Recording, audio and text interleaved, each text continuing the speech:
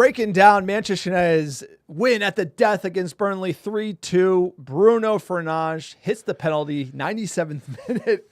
VAR, jersey tug on Ahmad gives United the win at home. Going in international break, Everton under pressure, players under the gun. Stat sheet dominated 3.5 XG, 26 shots, 6 on target. United, not the most convincing performance, even though the stat sheet looks absolutely dominant. I feel like we could have been a little sharper at the back. We also had a huge VAR call go for us with the Burnley offsides. I still need to take a look at that because the image was a little off. But it doesn't matter. You need 3 points. The team's reeling. We'll get to patch it up during international break. Does this keep the pressure off of United right now? Is this what we needed? Yeah, at the end of the day, win, baby, win. That's what it's all about. It's about 3 points. It was ugly, but it was effective. And we had some luck go our way for sure, but United should have made it easier on themselves. We made it way, way too difficult to have 62% of the ball, 26 shots in general, and only have 6 on target. We were not efficient enough in front of goal, but we showed some things. They definitely were fighting for the manager. Some of the subs were a little odd, but at the end of the day, we got to win. The team needed to win. You saw how much it meant to them. They were fighting for this manager, but at the same time, it could have easily gone the other way, bro. This could have easily been a 3-2 Burnley game where you did everything right. You did a lot of things right, not everything right, but we created so many chances that you have to be doing better. You have to be scoring more goals, but you take it because you're back against the wall. You're in a storm and you're getting a little bit of reprieve because a 3 points ugly win headed in to the international break is massive. The vacuum, the noise vacuum, what it would be like if it was even a 2-2. Yeah, I totally agree. I just have a different, I just sort of built different. I've been through, if Eric Ten Hag didn't happen, I might have a different view on these players. But, with preseason, I'm like, you see them all, the camp's great, everything's great. We're back, the Moj is back. It's like, no, it's not. Like, you got punched in the mouth. For me, it's the players. It's like the players need more resilience. It feels like every manager, it's like, are they playing for him? Are they not playing for him? And this type of hero win versus Burnley where VAR bails you out just doesn't give me a good taste to be like things are changing at United. And with this manager, we need to know things are changing. And we're already talking about the manager be under pressure. Are the players all in for him? And I feel like this game against Burnley, I needed to see a much more 90-minute strong performance, the system working like we saw during preseason and saw Manchester United dominate the ball, which we did, but maybe not be so open in the midfield. Like we saw, we dominated Arsenal. Arsenal was a great performance, soup to nuts. Fulham was more of that last season, open midfield, then Grimsby, and then it's persisted here today. And so that's what gives, in the back of my mind, I'm like, 3 points, get the pressure off. But I'm like, hey, the issues with this system persist. The issues with this team persist. And it's almost that trust that I have in the players that just I'm nervous. I'm really nervous. You can't look at this Burnley game and completely ignore the issues that face this team. And I just wish we had a more confident performance like Arsenal. And to me, that wasn't it today, but it was the hero win. Look what the penalty meant to Bruno. We've seen him celebrate like that before, but you're celebrating against a championship side at home 4 games in because we're already in a crisis. And is that really what Manchester United should be about? No, but United are on their knees right now. United are in a tough spot, and right now we're looking for any kind of hope, any kind of light that can kind of break on through a cloudy day, and it's been very cloudy at Manchester United. They needed a result. They know their manager's under pressure. They don't want to see another manager axe. I know these players are bluffers, but I'm sure they are human beings at the end of the day. They have some responsibility of shipping out another fucking manager within 12 months. So United getting the result, made it ugly. Shouldn't have been this way. They should have been able to dominate possession, which we did. We created a lot of chances. We were not efficient enough, but you know what? It will take time. The attack looked good, and Mbumo was the man of the match in my book. Had the best goal of the game. Was involved in quite a bit. Him and Ahmad were playing really well together. Šeško got a couple chances, headed chances late in that second half. He will grow and grow and grow. That was great. See why he didn't start. I mean, I could see why he played Mason Mount because we came out early in that first half. We were pressing them. We were creating chances, but not efficient enough. Even the first goal we scored. But can you see, why he started? I can't see why Xerxes was selected over him to replace Cunha. That I do think that was a wrong call from the manager, and both players coming on showcasing what they could do. That I think that was pretty clear to me. That the Xerxes coming on for Cunha Šeško would have been a better option. Yeah, I mean Xerxes' hold-up play was okay, and his link-up play with Mbumo was all right. But yeah, with hindsight, it probably would have been better. But it took a while for Šeško to get involved in the game as well. He needs minutes, so No, but the team has to know he's on the field. I totally agree. For me, the positives are like Mbeumo gets his goal. Bruno game. also get the penalty. That's huge. Mainu getting a chance coming on. I think that changed things for Manchester United. It did expose Casemiro, who was like a little leggy there, that led to that goal that Burnley was eventually called offsides. But Mainu did a great job tracking back, especially when we brought on Sesko for Casemiro, and he had to actually play in the holding role himself. So he was really playing number 6. He tracked back, won a bunch of balls. Kobe Mainu coming into the team, huge positive. There's been a lot of drama lately. Still, I don't understand the offsides. It's so tight with VAR for Burnley to get that taken away. But to just show kind of where United, it was like this was 2 boxers in the middle of the ring slugging it out, and it's a championship team, and there has to be something said for that. Like, I'm a Muppet. There's been too much of this playing shit against shit teams. Like, you got to dominate. Like, Ruben Amorim and this team we're at the point where you got to start dominating. You got to start dominating bad teams. You got to dominate Grimsby. You got to dominate Burnley. City, I don't expect us to win. Go out there, work really hard. What a penalty. When it comes to Chelsea, same thing. Like, you can't watch this Burnley game and expect us to beat City. So, look, let's talk about what's down the pipe for United, right? Is this win convince you enough to then get shellacked by those 2 teams and say, hey, we're heading in the right direction? It's not about getting shellacked by the best teams in the league. It's about getting shellacked by Grimsby. It's about getting beat, like dropping points to Fulham. We're not expected to beat the top 3 teams. You want to have a fight. You want to get in there and have a game, make a game of it. But at the end of the day, that is not the reason that the manager's under pressure. The reason the manager's under pressure is that we needed a VAR penalty to beat Burnley, a team that's likely to get relegated this year. We dropped points against Fulham. They were the better team in that game. So it's like we're in a tough spot. I'm not convinced. We're still in the storm. The clouds have not parted. Ruben Amorim is still under pressure. He still needs to get goals. He just lost one of his best players. We have no idea what kind of injury. Yeah, exactly. We have for Cunha injury. He was super effective. Yep. He's a great foil, a great counter to Mbeumo on the right side. Those 2 are great, unbelievable signings. But United got away with one today because they made it hard on themselves. It shouldn't have been that way. We shouldn't have conceded the way we did, and we should have been able to score far more goals from open play than we did. No, I totally agree with you. Now, don't forget to like and subscribe to the channel. Like the live stream. That helps us. Click the like button. It's right there. It's free.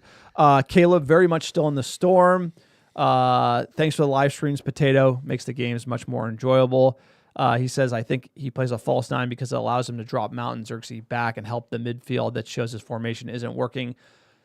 It's when you're struggling against Burnleys of the world, you're definitely hurting. And for me, if you were to say, great performance against a full Arsenal, better performance against Fulham, maybe you win that, and then you kind of have a one-off versus Grimsby, and then we have this game. I'm not as worried, but I just feel like the trajectory the team is on, the comments of the manager, and then playing this way against what should be the easiest win at home in the entire Premier League season. It's just, to me, I'm like, I got the 1,000-yard stare because I'm like, what's coming?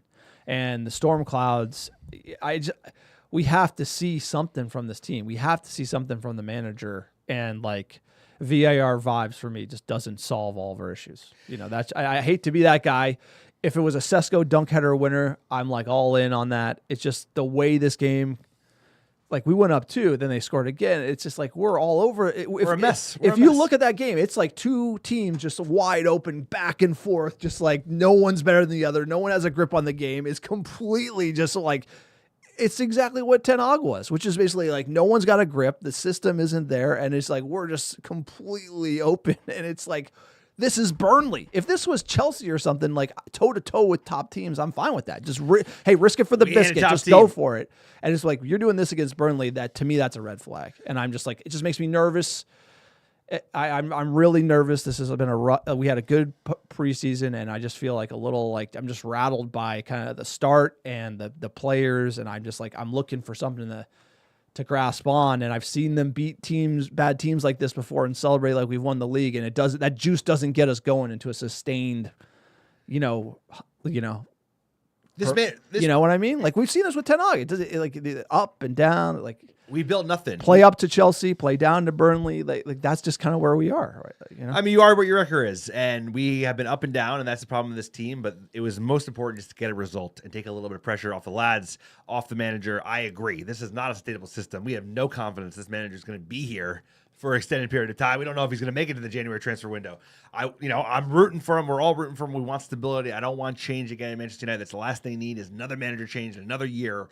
And we know how important it is. The manager is too flappable, and I think if you would had this go another way, if he's gone 3-3 or God forbid 3-2 the other way to Burnley, it would be calling for his sacking as of this weekend. So you think at 2-2? 2-2 would be disastrous. It would be disastrous because you shouldn't make it that difficult. We outplayed him, we outshot him, but we made a game of it for some reason. Like you said, we kind of played into their hands in terms of the openness. They had a bunch of chances in that second half.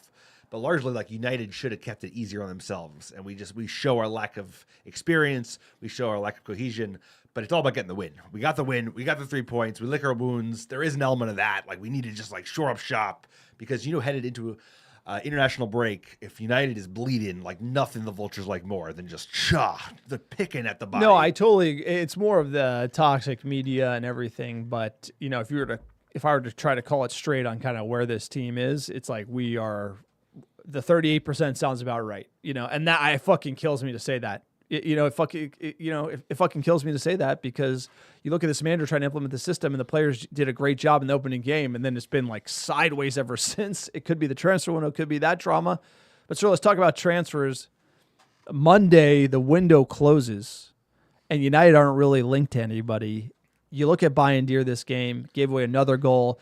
And to be fair to Amram, a lot of the issues have been goalkeeping issues. And to be fair to Amram and this team, goalkeepers have let in 4 or 5 goals already, and that's something we had to fight against Burnley with. And obviously we produced it in attack, but just at shambles at the goalkeeping position, and we have 2 bad goalkeepers, and then a vibes guy at number 3. Why are we not 100% in for? It's been kind of beating around the bush. I feel we need to be seriously linked with someone before we're going to sign them. I think United might not sign a keeper. This game should convince them to do that. I mean, I think they're getting Lamens. We're not getting a midfielder. We're not getting Balaba or even a lightweight Balaba. But I think Lamens, £20 million. They have the money. There's been outgoings. They moved Garnacho. They moved Højlund in a deal. It's unbelievable. The gifts are going to be flying. They should get some Lamens because it's a position that you can fix with one player. There's no guarantees with goalkeepers. That's a hard position to transfer to any league, especially for Manchester United, especially the Premier League. But I think they'll push for him by Monday. That will be it. Anthony, I don't know what's going to happen. Sancho, I don't care what happens.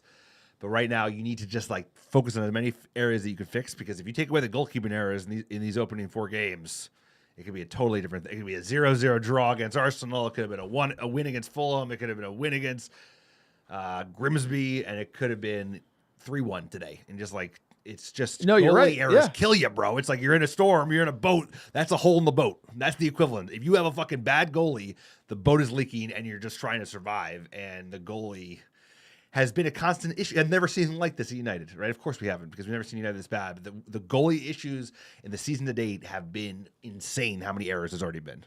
Bayern, Onana, they're going toe to toe to see who could fuck up as many games. Yeah, and I think that's a great point on the keeper, and you have everything: Ineos front office, goalkeepers, obviously Amram, but no one could have predicted. I didn't believe in necessarily the hype in preseason, but no one could have predicted Grimsby Town.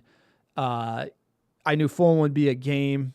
I thought that would be a game. Burnley, I predicted the Fulham draw. I thought we would be okay, it's going to be a tough 2 games to start. And I thought we would handily beat Grimsby. We would handily beat Burnley. And that would give us confidence to then go into the derby out of international break. I could not have seen kind of where we are right now. And it's just, to me, it's just those questions, I have to call it. Be hey, man, I'm a little nervous. I don't think it's going to be full-on backbreaker, 6-1 result. But, it's just... The team is already in crisis. And as a team that's been in crisis for how many straight years, this is one of those things where it's I got that 1,000-yard stare, just nervous about what could happen or where we're headed. But you're right. It's it's not how you go into international break. It's how you come out of international break. I think a lot of good teams and good managers can change your fortunes. and I think Sir Alex would do that, where you'd have a really bad loss. And then, bam, you'd show up in the next game. United really need to celebrate this 3 points, like Mbumo says. And then we got to, bam, come out, and we need to try to get a result against City in the derby. We have to. If you're going to get them, if you're going to get Pep, you're going to get them early. Try to get a point. If you're going to get Pep, you're going to get them early. I know it sounds delusional, but we do need to try to get a result because this team needs it right now. And, looking at the fixtures that we have, it's going to be, we're making it harder. United has made it harder for ourselves. Sir, give us the last word on Burnley, the Builders. Give us some hopium. We need the glass half full. If there's ever a time to get an ugly win that would give the team cloud cover, it was now. Heading into international break, no game for 2 weeks. Huge game against City, of course, but we need the air to clear a little bit. This does not fix anything. We're still in crisis. It's just that we don't need to have our dirty laundry exposed. If you have a full-on, manager's got to get a grip. If you had a full-on meltdown and you have every fucking outlet going for United, that's the last thing we need right now. We need the manager to get it together, calm the fuck down. 3 points will go a long way for that. And there's a lot of encouraging sides in this team, bro. Kobe Mainu, by the way, has a role to play. What? It cannot be said of him alone. Sesko looks good. Sesko's not as bad. And Mbumo and Cunha are the real, and Mbumo was Cunha, awesome. Please don't be injured. No, that can't be a bad one. So that's one to keep an eye on. Last word is 3 points. On to the next one. On to Cincinnati. City away 2 weeks from now. International break. We got to finish the we got to get Lemens in. We will not be live for that one.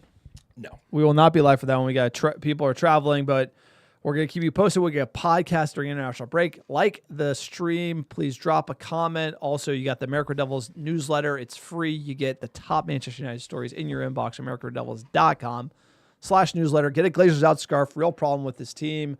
Love United. Hate Glazers, sir. americadevils.store. Appreciate everyone supporting us on the live stream. Thank you so much. Thanks for coming.